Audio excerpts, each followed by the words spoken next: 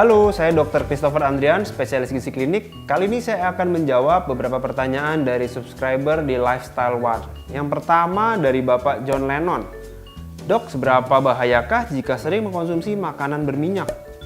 Sebenarnya minyak itu masih dibutuhkan loh oleh tubuh kita, tapi harus dengan komposisi yang seimbang, tidak boleh berlebihan.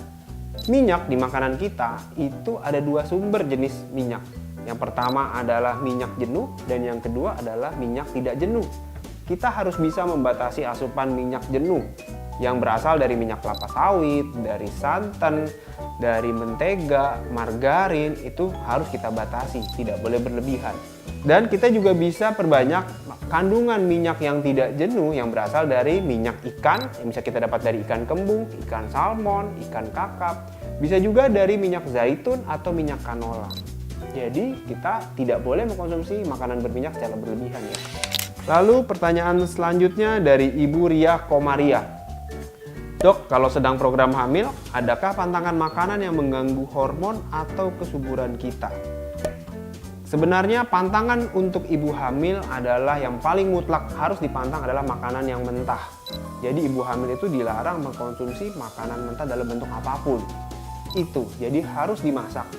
Tidak boleh lalapan, jadi sayurnya juga harus dimasak, harus dalam bentuk matang.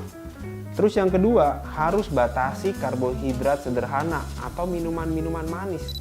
Tidak boleh berlebihan seperti produk gula, mau dia terbuat dari gula pasir atau gula jawa, sirup, susu kental manis, itu kita harus batasi.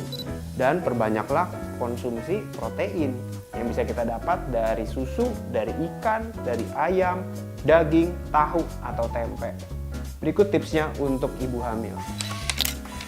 Terus pertanyaan selanjutnya dari Ibu Ani H. Banyak info kalau saat menstruasi mengkonsumsi air dingin bisa membuat mens tidak lancar hingga menyebabkan kista. Boleh dijelaskan, Dok? Sebenarnya ini merupakan statement yang hoax atau mitos dan tidak benar. Tidak ada hubungannya apabila kita mengkonsumsi air dingin membuat mens jadi nggak lancar. Kenapa? Karena ketika kita mengkonsumsi air dingin dengan suhu kurang lebih misalnya 18 derajat gitu ya, atau 20 derajat, kita minum, masuk ke dalam lambung kita, di dalam lambung pun sudah terjadi penyesuaian mengikuti suhu tubuh kita. Jadi air yang masuk sekitar ukuran memiliki suhu 20 derajat di tubuh kita ketika masuk ke lambung sudah berubah menjadi suhu tubuh sekitar 36 atau 37 derajat Celcius. Jadi pertanyaan ini atau statement ini merupakan mitos ya. Pertanyaan selanjutnya adalah dari Gula Mirsa. Dok, adakah makanan-makanan yang berbahaya saat dikonsumsi bersama seperti air jeruk dengan seafood?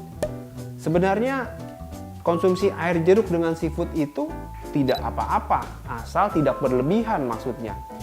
Oke-oke aja, it's okay, nggak masalah kita mengkombinasikan beberapa makanan seperti ini. Yang harus kita hindari adalah kita mengkonsumsi karbohidrat dengan karbohidrat lain.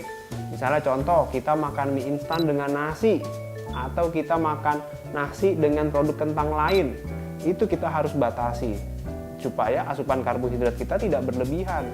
Dan biasakan ketika kita makan sumber karbohidrat seperti nasi, atau kentang, atau jagung, atau ubi, itu dengan sumber protein dan sumber serat lain.